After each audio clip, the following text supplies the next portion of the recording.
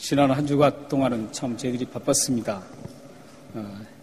커피우리 호주 공개 세미나를 위해서 여러분들 많이 섬겨주시고 굉장히 힘들게 봉사하시고 여러모로 감사했습니다. 하나님께서 여러분들의 섬김과 그 힘든 봉사들을 다 기억하시고 하나님의 은혜로 채워주실 것을 확실합니다.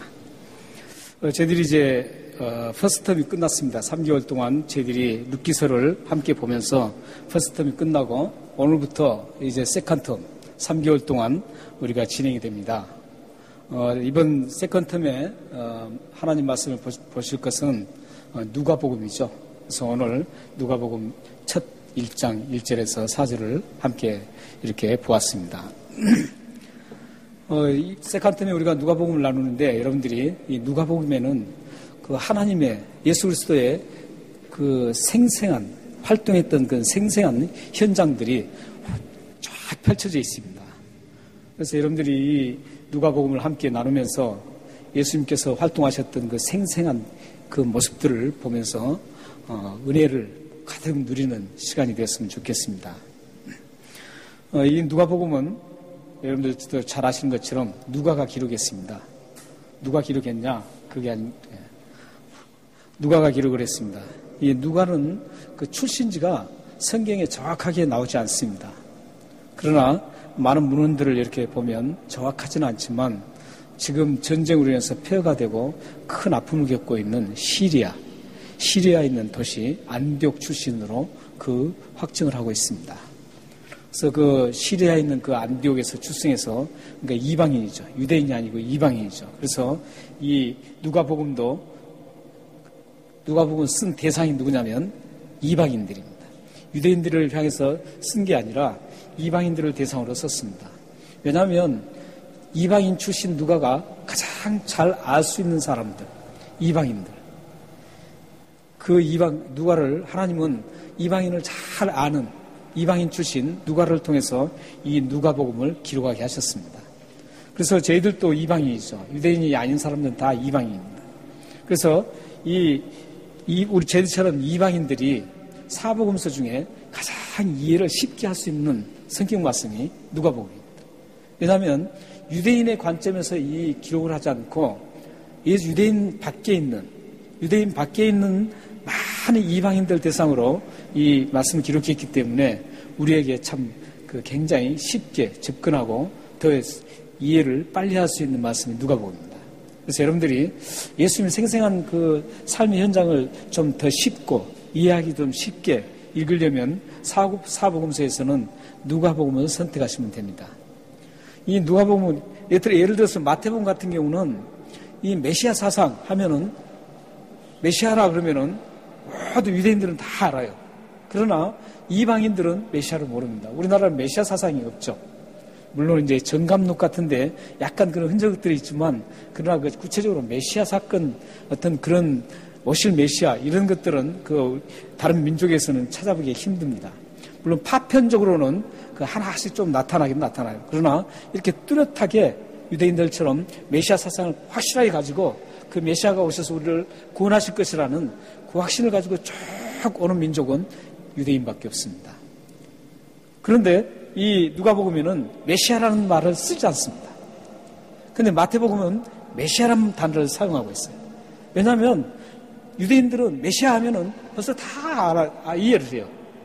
그런데 이방인들이 이해를 못하기 때문에 이 누가복음은 메시아라는 단어를 사용을 하지 않고 있습니다. 그게 하나의 예입니다. 그리고 많은 것들이 단어를 사용을 해도 다 이방인에 맞게 이방 민족들에게 맞게 이 단어를 선택해서 사용을 하고 있습니다. 왜냐하면 누가가 이방인이었기 때문에. 그리고 사도 바울은 누가를 이렇게 소개합니다. 누가의 직업을 소개하는데 골로새서 4장 14절에 보면 누가의 직업을 소개합니다. 그 말은 누굽니까? 직업이 뭡니까? 의사입니다. 상당한 엘리트죠. 지금도 엘리트였지만 당시에도 역시 엘리트였습니다. 그리고 이 의사라는 그런 직업은 굉장히 섬세해요. 굉장히 섬세하게 모든 걸 봐요. 그래서 이 누가복음은 예수님의 그 섬세하게 예수님의 예를 들어서 치료를 하시는 그거 봐도 그 어떤 의학적으로 접근을 해요. 의학적으로 접근해서 섬세하게 그 병의 원인과 병에 치료되는 것들을 쫙 봅니다. 그러면서 거기서 의사인 누가가 결론은 뭐냐면 예수님은 이 과학적으로 어떤 그것을 동원해서 해결할 게 아니라 하나님의 능력으로 모든 걸 병을 치유해 주시는 그 예수 그리스도를 소개하고 있습니다. 이처럼 누가복음은 그런 특징을 쫙 가지고 있어요. 그래서 여러분들이 예수님을 정말 재밌게 우리 이방인 입장에서는 재밌게 좀 더 리얼하게 좀 접근하기 위해서는 누가복음을 여러분이 읽으시면 참 좋습니다. 그리고 바울이 또 누가를 소개할 때 누가의 인간 됨됨이가 어떤가를 소개한 거 있습니다.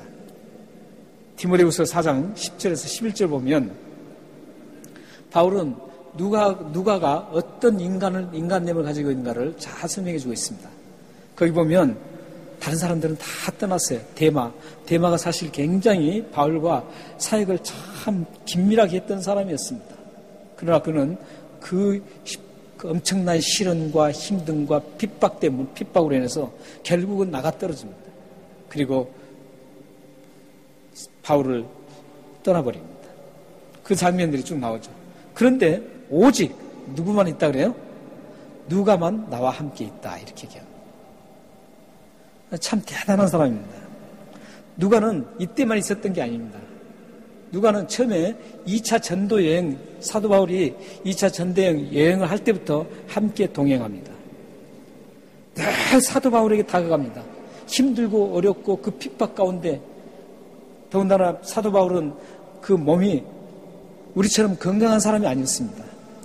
그리고 그 2차 전도 그 기간에는 사도 바울이 상당히 나이가 많이 들었을 때입니다. 그래서 그런 그 사도 바울을 사람들은 떠나지만 이 누가는 끝까지 다가갑니다. 사도 바울에게 다가가요. 다가가서 함께 합니다. 그리고 하나님 말씀을 함께 전하고 또 다음에 아시아로 또 가죠. 사도 바울이 맨 처음 전도를 아시아를 기준으로 봤습니다. 계속 전도를 가면서 아시아 쪽으로 계속 왔어요. 아시아 쪽으로 계속 전도를 하면서 사도 바울이 오는데 환상 중에 마게도니아니 우리한테 오라고 막 손짓을 합니다. 그래서 아시아로 가다가 유럽 쪽으로 턴을 했습니다. 유럽 쪽으로 턴을 해서 지금의 유럽이 저렇게 복음의 왕성함과 하나님 주시는 대단한 그런 모든 문화를 이룰 수 있는 것은 이 사도 바울의 그 터닝 포인트 때문에 그런 일이 일어났습니다. 사도 바울의 터닝 포인트가 아시아로 터닝하지 않고 계속 아시아로 계속 왔다면 아시아가 유럽처럼 아주 대단한 문명을 이루면서 굉장한 그런 생사고라든지 이런 모든 것들이 그 비블리컬하게 성경적으로 이렇게 나왔을 겁니다. 그때도 누가가 바울과 같이 있었습니다. 그리고 바울이 이제 두 번의 오기에 갇히는데 첫 번째 가이사라 빌립보 감옥에 갇혔을 때도 누가는 거기에 같이 있었습니다. 그리고 마지막 로마에 이제 마지막 갇혔을 때도 누가는 그곳에 함께 있었습니다. 디모데전서 4장 10절에서 11절 디모데후서 4장 10절 15절 이 말씀이 마지막 지금 바울이 감옥에 갇혀 있는 그 장면에서 말씀한 겁니다. 감옥에 갇혔는데 다 떠납니다. 그러나 마가는 그때까지도 다 떠나지만 마가는 바울을 그 나이든 사도 바울을 끝까지 다가가서 함께 하는 것을 볼 수 있습니다. 참 대단하죠. 처음부터 끝까지 그 어려운 힘든 그 사도 바울과 함께하는 그런 누가였습니다. 누가는 또한 이렇게 사도 바울과 어려운 사람들에게만 다가간 게 아니었어요. 우리는 자칫하면은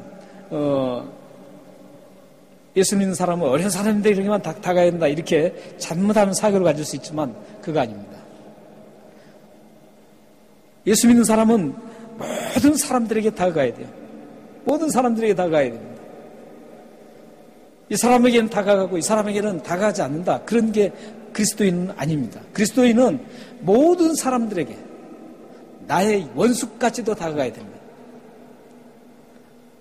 나에게 상처를 주고 나에게 피해를 준 사람까지도 다가가야 하는 게 우리 그리스도인.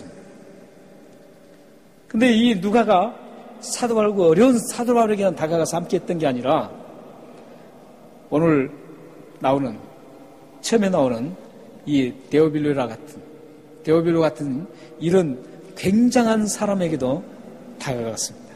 그리고 그들과 함께 했습니다. 어려운 사람에게도 함께 했고, 지위가 있고, 경제적으로 풍요한, 편안한 사람에게도 함께 했습니다. 힘들고 어려운 사람과 함께 했을 뿐만 아니라, 평안하게 살아가는 사람에게도 함께 했습니다. 이제 우리가 이렇게 세컨템의 주제가 뭔지 혹시 아세요? 세컨템 주제 성경은 누가복음이고 주제 말씀이 뭔지 아세요? 다가가는 그리스도인입니다.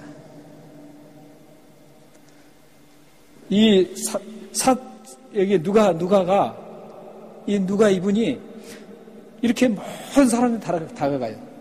그런데 이 누가복음을 보면 예수님이 그런 모습으로 다가가는 모습이 리얼하게 생생하게 막 담겨 있어요. 누가 자신이 그렇게 했기 때문에 예수님 그런 모습을 더 적나라하게 드러내고 있는 거예요. 기록을 하고 있는 겁니다. 우리가 세컨템에 이제 다가가는 그리스도인인데 여러분들이 이 누가처럼 편견 없는 다가감으로 가셨으면 좋겠습니다. 우리는 그렇잖아요. 나와 좀 편하고 나와 좀 얘기가 통하고 이런 사람들에게 다가가는 그런 습성을 가지고 있습니다. 그런 습성이 그리스도인 되면 달라져야 된다는 거예요. 달라져야 됩니다.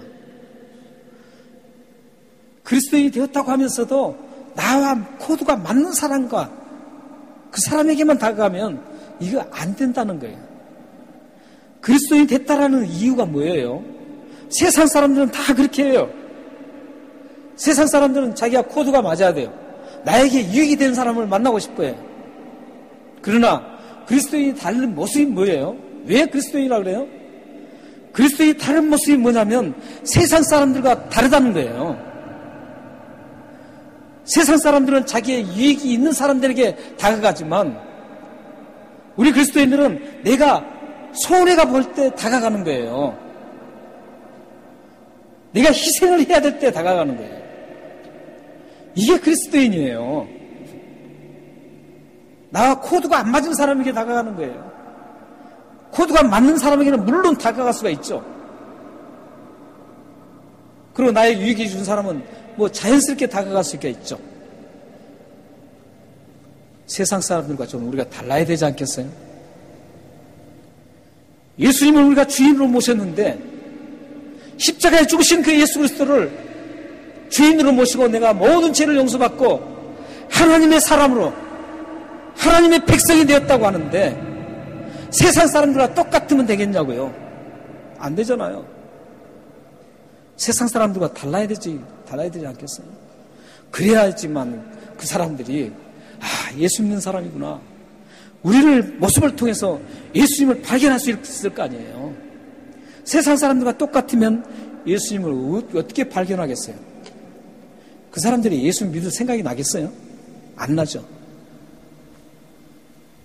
달라야 예수 믿겠다라고 사람들이 생각을 하게 되죠. 여러분들이 누가처럼 편견 없는 그런 다가감을 삶이 되시기를 바랍니다. 그래서 여러분들의 삶 속에 신실한 그리스도인이라는 것을 알고 많은 사람들이 구원받는 그런 놀라운 역사가 일어나기를 주님의 이름으로 소망합니다. 그런데 우리는 여기에서 누가가 모든 사람들에게 다가갔어요. 다가갔는데 이 누가가 어떻게 다가갔는가를 우리가 좀 자세히 봐야 합니다. 무조건 다가가는 게 아니었어요. 힘든 사람에게 또 잘 나가는 사람에게 모두에게 다가갔는데 누가가 다가갔을 때, 다가가서 함께 했을 때 그 원칙이 있었습니다. 그 원칙이 뭘까요? 그 답이 오늘 함께 읽었던 짧은 말씀 곳곳에 나오고 있습니다.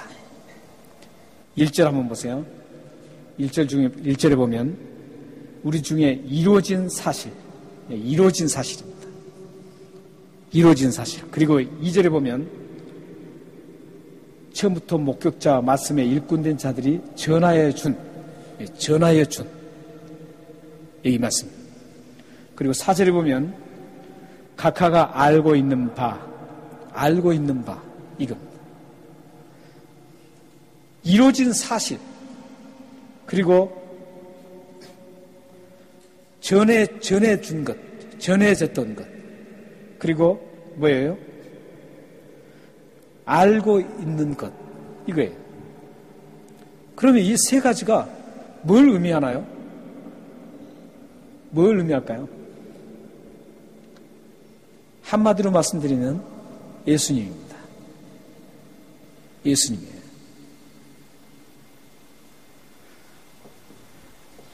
이루어진 사실은 예수 그리스도께서 우리를 위해서 죄인을 살리기 위해서 이 땅에 오셨고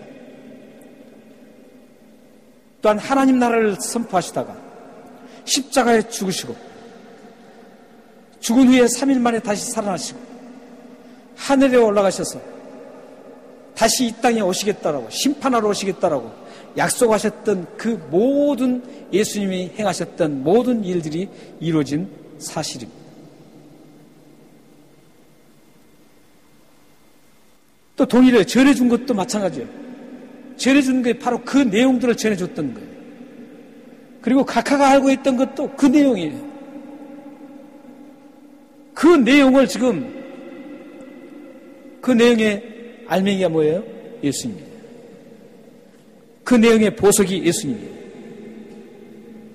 그 내용의 보화가 예수님입니다. 그 예수님을 누가는 가지고 다가갔다는 거예요. 그러니까 구원하는 그 구제단체들이 많죠. 불교에서도 구제단체가 있어요. 이단들도 구호단체가 있어요. 구호단체가 얼마나 많은지 몰라요. 참 좋은 일을 많이 해요. 그러나 그들과 우리가 다른 점이 뭐예요? 예수님을 가지고 가느냐, 예수님을 가지고 가지 않느냐, 다가가느냐, 이게 차이예요. 이 차이예요.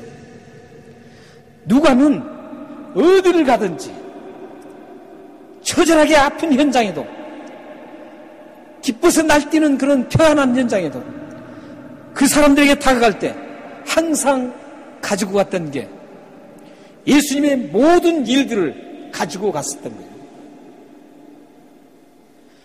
예수님의 그 모든 하셨던 그 일들, 그걸 소개하면서 그 현장으로 다가갔던 겁니다.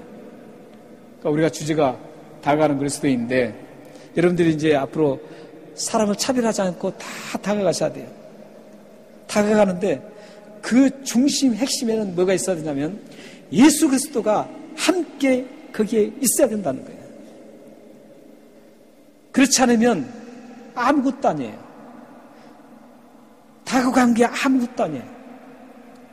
여러분 삶 속에 어떤 사람을 만나고 어떤 어려운 사람 또 기뻐하는 사람을 함께 만나고 다가갈 때 여러분들 그 중심에는 항상 예수 그리스도를 하신 일들을 함께 나누는 그런 복된 현장이 되기를 바랍니다. 그렇게 돼야만 잘못 가지 않습니다.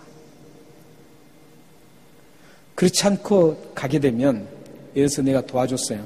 도와주면 예수 그리스도의 그 모든 것들이 빠지면서 도와주면 생색내기가 될 수 있고 자랑이 될 수가 있습니다. 그러므로 우리의 모든 만나고 우리가 하는 모든 일 속에는 중심은 예수 그리스도가 그거에서 계시화된다는 거죠. 누가는 지금 그렇게 했습니다. 누가는 2절 3절을 보세요. 보시면 누가는 예수님이 하신 그 예수님의 일들을 근원부터 잘 살폈다 그럽니다.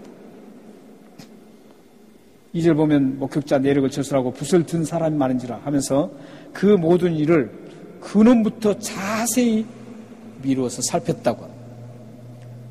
그냥 대충 예수님이 이렇게 하셨지 이게 아니라는 거죠. 예수님이 어떤 일을 하셨는가, 우리의 구원을 위해서, 우리를 구원시키기 위해서 예수님이 어떻게 하셨는가, 그 하나하나 자세히 모든 걸 다 조사했다라는 거예요. 조사하고 그것을 체계적으로 잘 써서 각하에게 내가 기증을 하겠다 이겁니다. 그게 오늘 누가복음을 쓴 목적이에요.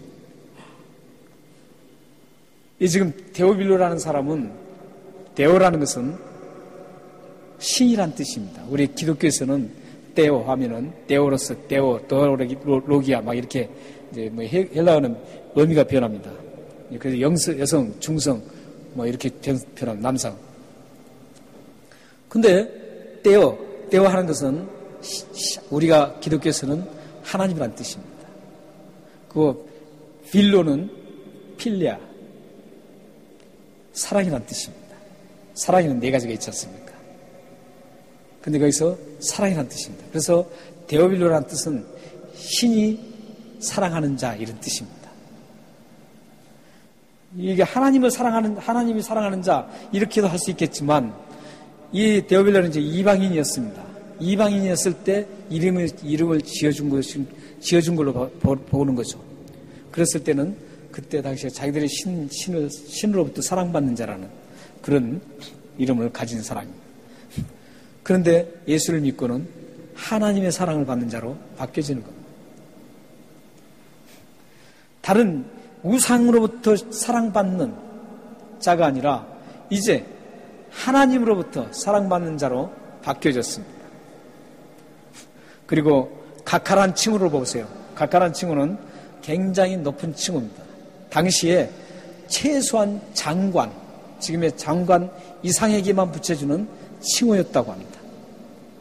그러니까 굉장한 직위를 가지고 있는 사람이죠. 옛날 우리나라도 각하라고 했었죠. 대통령을. 우리나라는 대통령 외에는 각하자를 못 붙이겠습니다. 근데 로마라든지 이런 곳에서는 장관 이상에게는 각하라는 칭호를 붙였다고 합니다. 그러니까 데오빌로는 굉장히 높은 사람이에요.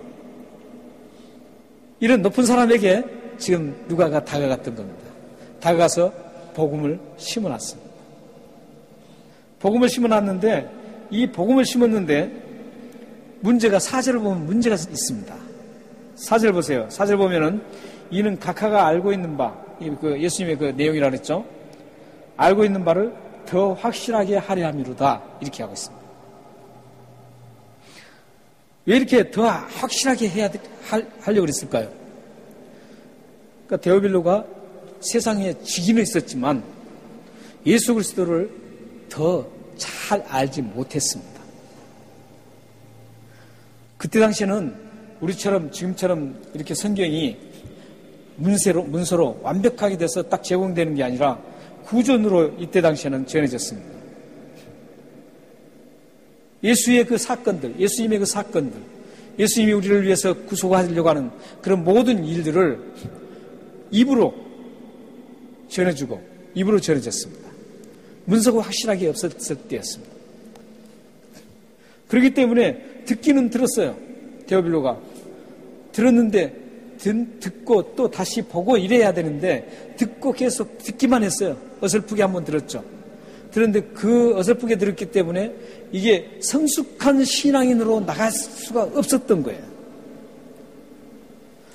성숙한 신앙인으로 나가야 되는데 그 때문에 누가가 다시 자세히 써서 이제 문서로 써서 이 데오빌로에게 이 문서를 기증하는 겁니다.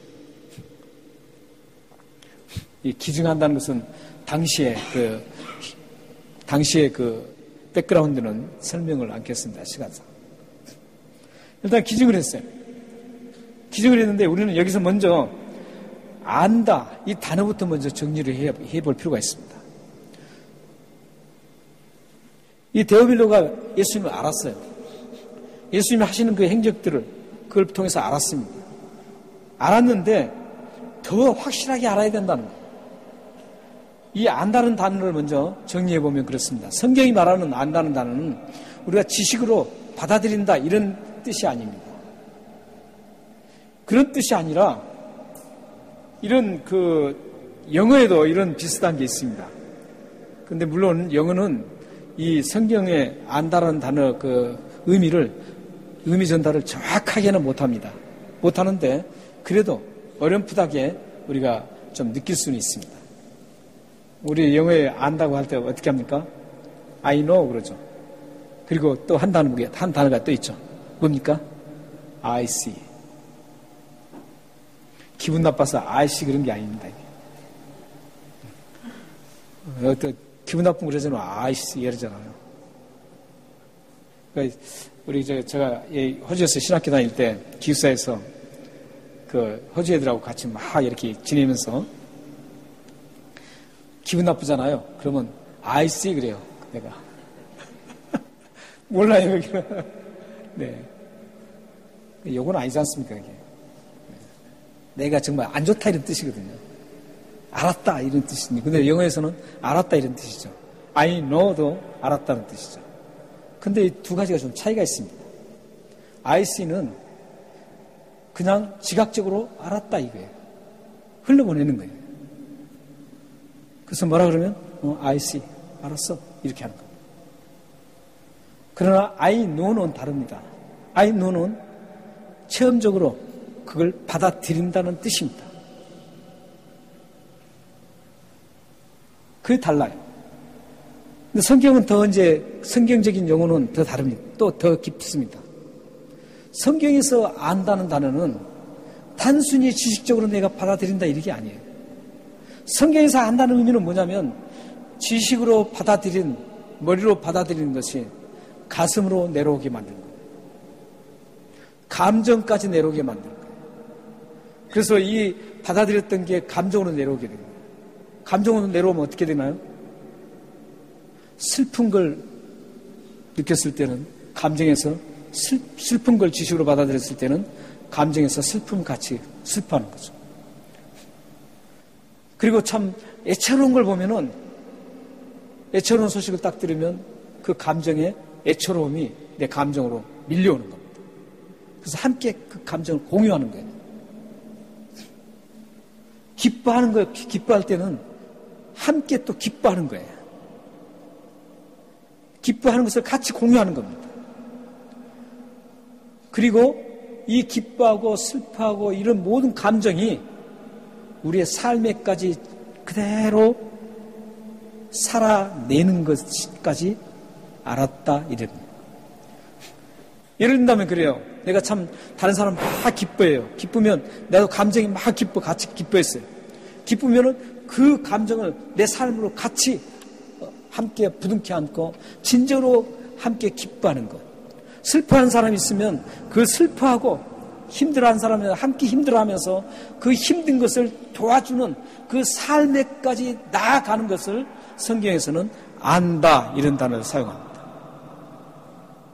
그러니까 지금 데오빌로가 알았어요. 예수님을 알았는데 어설프게 그것까지는 다 안죠. 아는 것도 수준이 있어요. 그렇게 행동하는 것도 수준이 있지 않습니까? 이 데오빌로가 지금 어설프게 알고 있는 거예요. 지금 약간 지식적인 것만 알고 있는 거예요. 지금. 예수 그리스도를 인격적으로 아는 게 아니라는 거죠. 그래서 더 확실하게 알게 하기 위해서 예수 그리스도의 모든 행적들을 다시 정확하게 써서 지금 보여주겠다는 겁니다. 여러분들도 그렇습니다. 예수님이 실질적으로 그런 말씀을 하셨죠. 마태복음에 보면, 마태복음 11장 17절 말씀에 보면, 우리 한번 읽겠습니다. 자, 시작. 이르되 우리가 너희를 향하여 피를 불어도 너희가 춤추지 않고 우리가 슬피 울어도 너희가 가슴을 치지 아니하였다 함과 같도다. 저 무슨 말씀입니까? 지금 사람들이 예수님과 함께 예수님이라는 모든 사람들이 너희를 향해서는 그때 당시에 굉장히 유대인 사회가 굉장히 강팍한 사회였습니다. 피를 불어도 춤추지 않는 거죠. 행동이 없다라는 거예요. 일단 감정도 없었기 때문에 행동이 없는 거죠. 그리고 슬피 울어도 내가 가슴을 치지 아니했다. 행동까지 하지 않아요. 감정 같이 슬퍼하지도 않고 함께 슬픔을 같이 울어주지도 않는다는 거죠. 이 머리로 받아들이고 가슴으로 느끼고 행동하는 이 모든 것을 인격이라고 합니다. 그리스도의 인격을 담는다는 것은 예수님을 잘 알고 그 다음에 예수님의 그 마음을 그대로 받아들여서 함께 그 마음을 공유하고 그리고 예수님이 하셨던 그 일들을 그대로 삶에 적용해 내는 것, 이것을 안다라고 하는 것이죠. 지금 이 말씀도 동일한 말씀입니다. 그때 당시에는 하나님을 자기들이 잘 안다고 했어요. 바리새인과 서기관들 모든 사람들 얼마나 말씀 성경을 잘 아는지 몰라요. 그런데도 불구하고 그들은 감정도 없고 행함이 없는 거예요. 하나님을 사랑하는 행함도 없고 하나님을 사랑하는 그 감동도 없는 겁니다. 그래서 저 말씀을 하신 거예요. 여러분의 삶 속에 우리가 꾸준히 여러분의 삶을 성장시키고 매추얼 크리스천, 성숙한 크리스천이 되기 위해서는 이 지정이 하나님 말씀을 잘 알아야 합니다. 하나님 말씀을 알기 위해서는 어떻게 해야 될까요? 성경 말씀을 잘 알아야 되겠죠. 성경 말씀을 잘 알아야만 하나님을 잘 알 수가 있습니다. 사랑하는 성도 여러분 모두가 하나님 말씀을 잘 완성시켜서 위대하신 하나님, 우리를 구원하신 예수 그리스도를 드리려는 축복의 삶이 되기를 바랍니다. 그렇다면 우리는 누가는 왜 데오빌로가 예수님을 확실하게 알기를 원했을까요?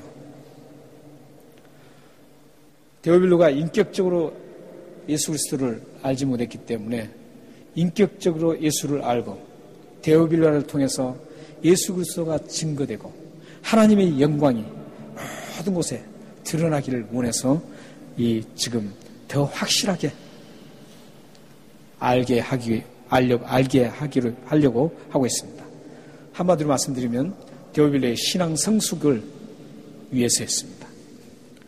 성경은 예수를 믿는 우리들에게 꾸준히 요구하는 주제가 있습니다. 그 요구하는 주제가 성숙으로 나아가라는 겁니다. 우리에게 계속 성숙으로 나아가라고 해요. 고린도전서 13장 11절 말씀을 보면 내가 어렸을 때에는 말하는 것이 어린아이 같고 깨닫는 것이 어린아이 같고 생각하는 것이 어린아이 같다가 장성한 사람에 대해서는 어린아이의 일을 버렸다. 이렇게 말씀합니다.